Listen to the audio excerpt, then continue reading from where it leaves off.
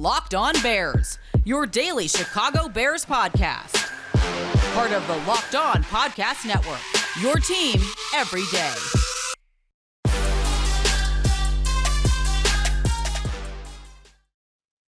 After weeks of what felt like only bad injury news for the Chicago Bears, things are finally turning around in the positive direction as the Bears getting healthier, getting locked and loaded, ready for this regular season. This is Locked On Bears, and I'm your host, Lorin Cox. I'm an analyst for Pro Football Focus, and I'm here to bring you your daily, in-depth Chicago Bears news and analysis. You can follow me on Twitter at CoxSports1. You can follow the podcast on Twitter at Locked On Bears. You can like Locked On Bears on Facebook, join the Locked On Bears Facebook group, and make sure that you subscribe to Locked On Bears on YouTube to keep up with all of our video podcast content as well. On the show today, we catch up on the latest injury developments for your Chicago Bears, a number of key players all returning to practice, some in greater capacity than others, but all signaling full speed ahead for week one. Only one or two players still lingering. We'll touch base on them as well, but clearly some positive developments defensively and on the offensive line, two of the big areas where the Bears have struggled. This is a sign that, hey, maybe the sky isn't falling so much and we could still see a much more consistent team when the regular season comes around. Then we'll check in on new Bears wide receiver Isaiah Coulter, former fifth-round pick of the Houston Texans. They signed this week to add a little bit more size, a little bit more speed at receiver. We'll see where he fits in on this depth chart and what his chances might be to make this Bears 53-man roster. And then we'll wrap up with the latest report about the Las Vegas Raiders trying to trade for Khalil Mack back from the Chicago Bears this offseason. We'll go through all the reported details of what went down and maybe why the Bears might have said no and some of the different dynamics at play with Ryan Pace and John Gruden and Mike Mayock.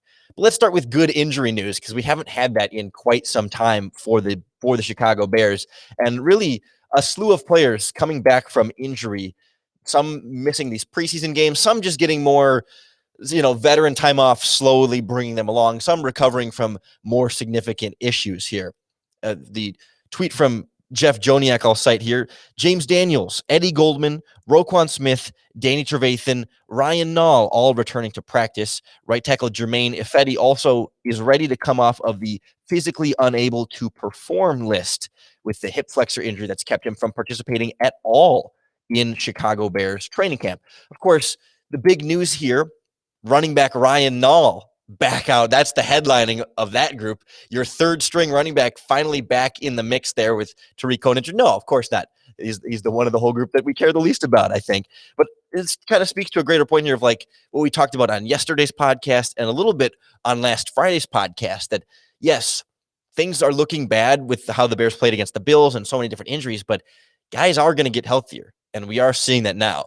They haven't had 14 guys go on injured reserve. It's all been slightly smaller nicks and bumps and hip flexors and back soreness here and there that they are coming back from. And Matt Nagy has said all along, the goal is to have everyone as healthy as possible for week one, and everything else that happens in these preseason games, as long as it's not injury related, can kind of go out the window. And so, I think specifically this Bears defense, you remember against the Bills, Mitch Trubisky started carving him up a little bit.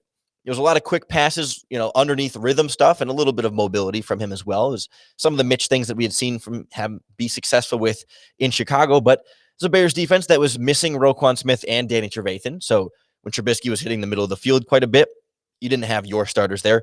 Missing Eddie Goldman up front. And really, the Bears played Akeem Hicks like 8 snaps. Khalil Mack played like 10 or 11, right? You were not getting a full-strength dress rehearsal Bears defense getting torn up by Mitch Trubisky and the Bills backups, right? This was not the full strength of what the Bears could be. And we sort of know that, that those guys are now supposed to be ready for week one. The fact that they're returning to practice at this stage before you even have one more preseason game says that there's a pretty good run up here where, unless they re-aggravate or worsen their injury in some unexpected way, this defense feels like all of your projected week one starters should then all be out there. We still have questions at cornerback and who's going to exactly win the starting job and who's going to be in the slot. Plus, we still need to see the pass rush really come together with the guys that we know that they have. But overall, right, the sky is not falling the way it felt like it was against the Buffalo Bills. And to some extent, I think the same is true for the offensive line. There's still some very real concerns there, but the group that we saw against the Buffalo Bills, that starting lineup for Andy Dalton had two of your starters, and I think two guys that probably or might not make your 53-man roster with Alex Bars, I think, is borderline at this point. And then on the right side, Latavius Simmons does not belong on the Chicago Bears 53-man roster based on what we've seen from him on tape and where the depth lies on this offensive line. So the fact that you have two not even barely NFL caliber players and only two of your actual week one starters leads me to not panic just yet as to where the level of offensive line play is. Because now with these guys all returning to practice, you have essentially your full week one starting offensive line there from left to right. We have Jason Peters practicing. Cody Whitehair at left guard, played really well in the preseason. Sam Mustipher at center. He hasn't been missing any time. Then James Daniels now back at practice, and Jermaine Ifedi coming off of the physically unable to perform list. That's your starting five. You haven't been able to practice together at all up to this point, and you like to string together as many of those as you can to get them as combined and cohesive as possible by the time week one comes around. But at least they're back together now and not week 3, week 4 before we finally see that lineup really start. It doesn't mean that that group is going to be an elite offensive line that won't have any issues, but it is the best the Bears have. And we haven't yet seen the best the Bears have on the offensive line. And that's why Matt Nagy keeps coming back to this idea of we need to see not only Andy Dalton in the regular season, but the whole Bears offense in the regular season before you can really truly evaluate it, because we just haven't actually seen the whole group together in any sort of extended period of time. And so as much as we try and evaluate guys individually, and there's some fair criticisms of a lot of them, let's see how Dalton does with his full slate of receivers, his full offensive line, his running back, his full running game, and the whole defense also to balance things out for him. Not going to unlock some superstar quarterback, but let's at least give him a fair chance before we totally throw every other player under the bus, despite not having the full slate of people. I think the only lingering injuries that really stand out to me are, of course, Tevin Jenkins having the back surgery, and then Tariq Cohen started on physically unable to perform list with recovering from the ACL injury last season. Looks doubtful at this point if everybody else is coming back and Cohen still isn't. It's hard to set very significant expectations at this point. We don't know. We don't really have a good timeline on when he may or may not be back, but the Bears instead went out and brought in a little more speed at the skill positions, brought in another weapon to potentially mix in here, Isaiah Coulter from the Houston Texans.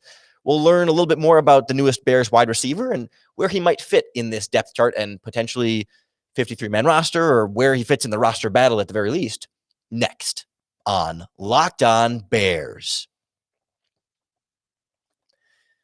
It's that time of year again, and all eyes are now turning to football with teams back on the gridiron to start the football season. And as always, BetOnline.ag is your number one spot for all the pro and college football action this season. Get all the updated odds, prop bets, and contests, including online's biggest $500,000 NFL mega contest, plus the world's largest $200,000 NFL Survivor contest, open now at betonline.ag. Be sure to take advantage of their opening day super promo if you make a bet on the September 9th NFL season opening game between the Super Bowl champion Buccaneers and the Dallas Cowboys. If you lose that bet, betonline.ag will refund your wager up to $25 when you sign up and use their promo code NFL100 to also get your 100% welcome bonus included. All the money you deposit, they will match that, in addition to refunding your $25 on opening day. You can't beat that type of a welcome deal. Head on over to betonline.ag, your online sportsbook experts.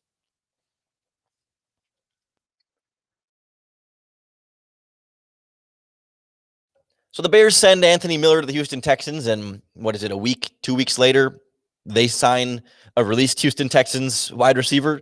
Kind of a swap there, with the Bears ending up with, I think, a 5th-round pick when it's all said and done.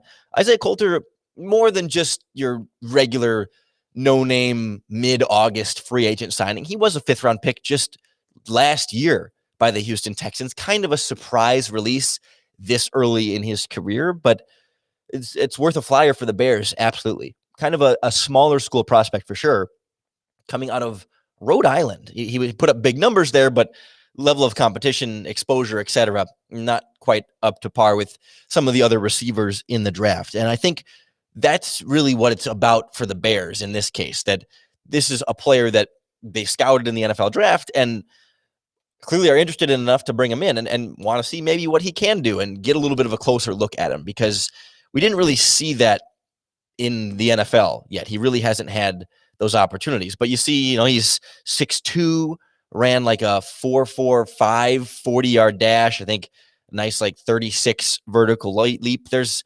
some real physical tools here. He's big, fast, strong, but a raw prospect, small school, level of competition, maybe not getting NFL caliber coaching necessarily at Rhode Island. So you feel like you can bring him in, see if your coaching staff can do something with him, and at least kind of figure out where he is in his developmental curve just a year into a career that was already going to be raw coming out of Rhode Island. But last year he had some kind of neck issue in the preseason and started part of the year on injured reserve and missed the first half of the season. And then I think he made one appearance on offense all year and didn't play any regular season special teams that I could find going back through. And so there wasn't really any tape there for the Bears to evaluate what has changed from Rhode Island to now.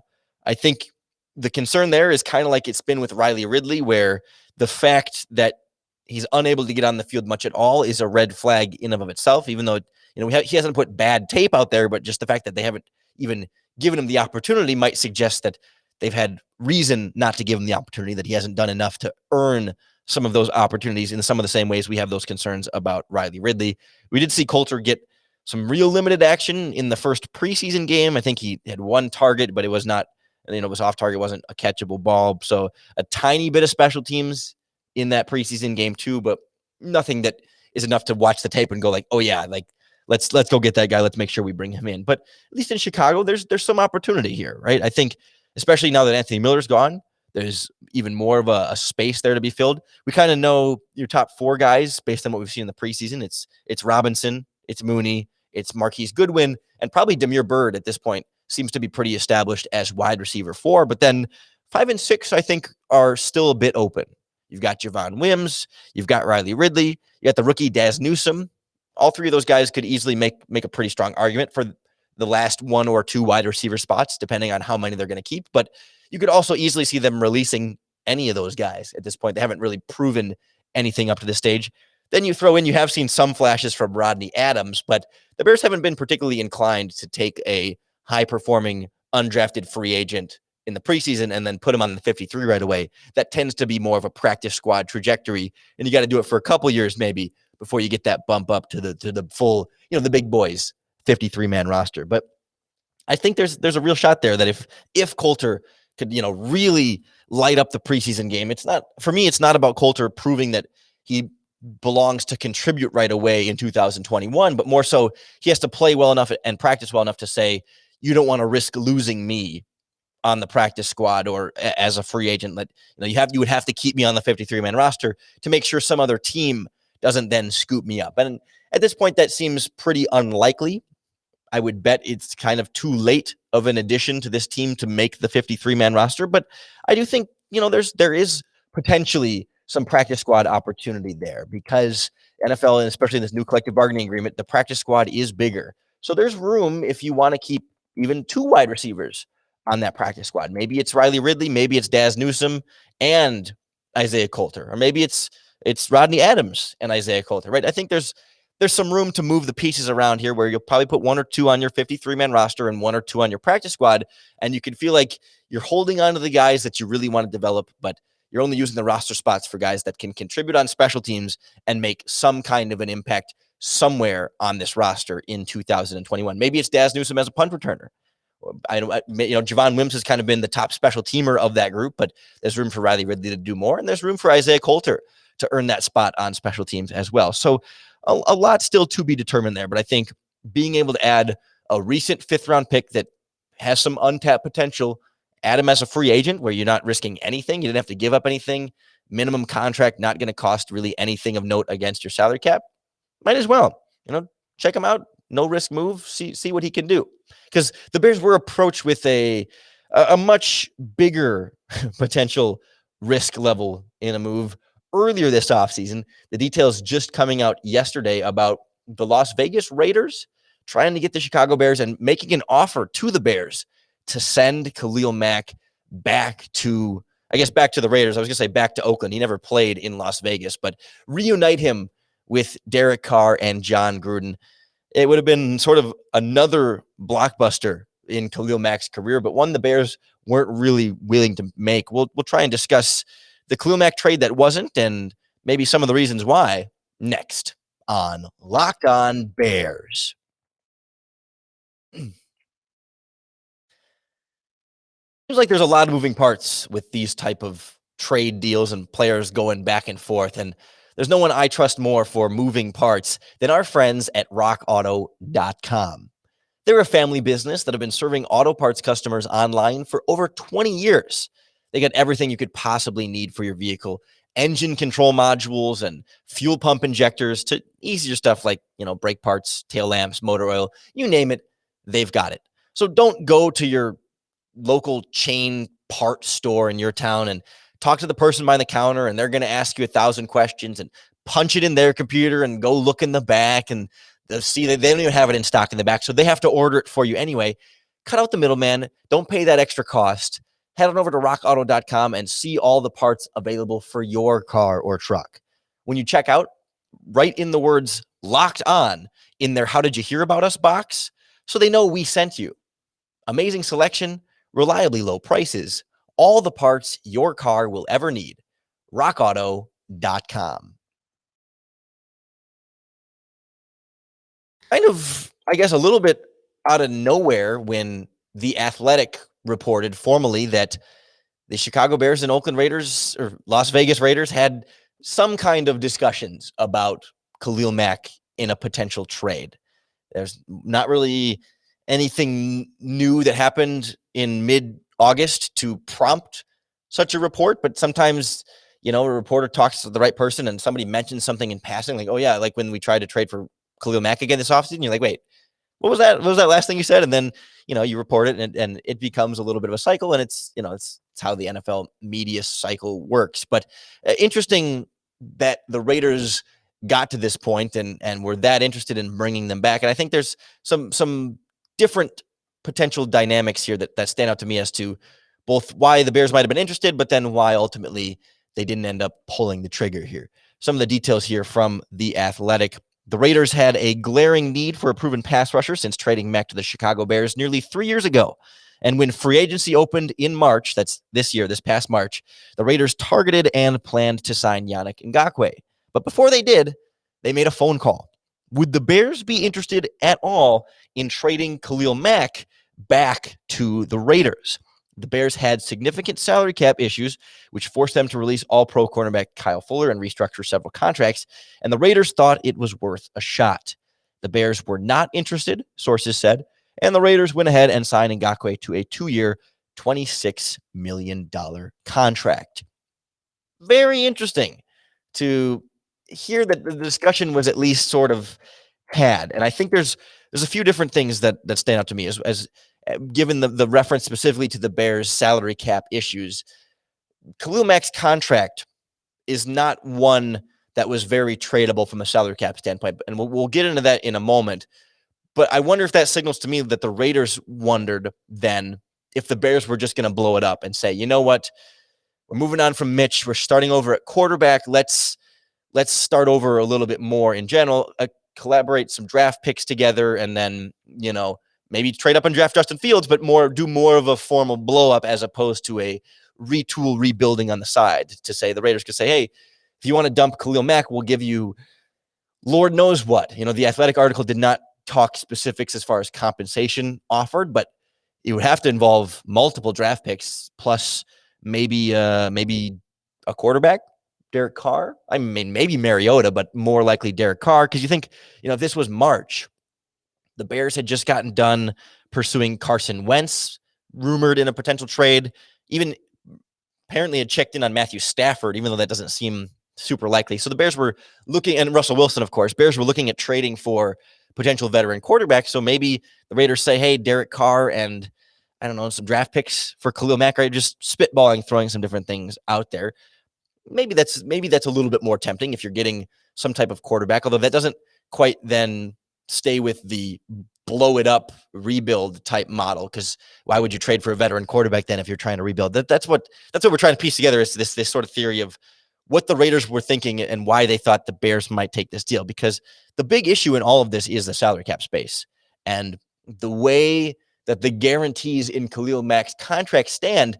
The Bears weren't going to save all that much money from trading Khalil Mack, at least this year. It would save money in 2022, 2023. Long-term savings were there, but like the immediate salary cap relief was going to be very little, because so much of that money has sort of already been paid to Khalil Mack, and then the cap hit is spread out over the contract.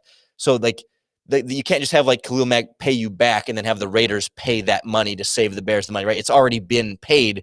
You're just footing the bill now later on. And you can't fudge the numbers that much to get direct, full, complete cap relief from Khalil Mack's contract. So it would have been potentially some.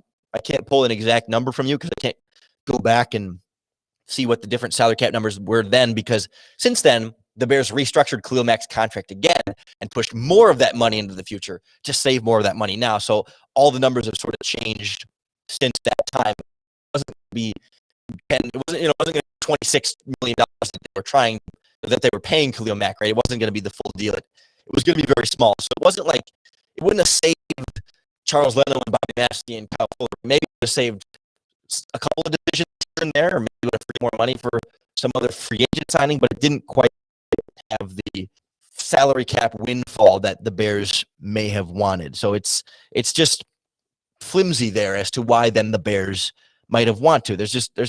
Plus, if you're going to take the Derek Carr contract back, that's like another $20 million or whatever that you wouldn't have saved enough from Khalil Mack to be able to afford Derek Carr on top of all the other offers. So it feels like it would have been almost exclusively draft pick based, but I can't imagine the Raiders were going to give the Bears back as many picks as the Bears gave up for Mack. What was that, 3-4 years ago now? I mean, he's just not, he's older and he's less valuable than he was then. So then your asset depreciated and then you're giving it back up for less than you gave up for him. It just feels right. The narrative there, the feeling, the dynamics, it's hard to find like a scenario here as to why the Raiders thought the Bears exactly would take that deal to have it make sense for both teams. If the finances were different and you could have saved $25 million, then we have a different conversation about whether that would have been an all right idea, because then you could free up a bunch of cap space, get a bunch of draft picks, and really just go young, acknowledge that you're not going to be as good this season, but you'd have Justin Fields and an extra first and maybe a future first and another second and a bunch of cap space, right? And you could start to do more of a full rebuild as opposed to like this retool along the way that the Bears are doing. So I just happen to wonder if maybe something like this isn't fully off the table just yet, like for next offseason or the offseason. Like I would imagine if I'm the Raiders, 6 months from now after the season, I might still want Khalil Mack again. If you wanted him last year, why wouldn't you also want him again this year? And say things go really bad for the Bears this year and maybe Matt Nagy and Ryan Pace get fired, for example, and you still got Justin Fields, but you're not really in a position to compete right away with a new regime all around. Maybe then next year, Khalil Mack's cap hit's a little bit easier to move because there's not as much front-loaded guaranteed money. You haven't, I guess, restructured as much of the immediate cash on the deal.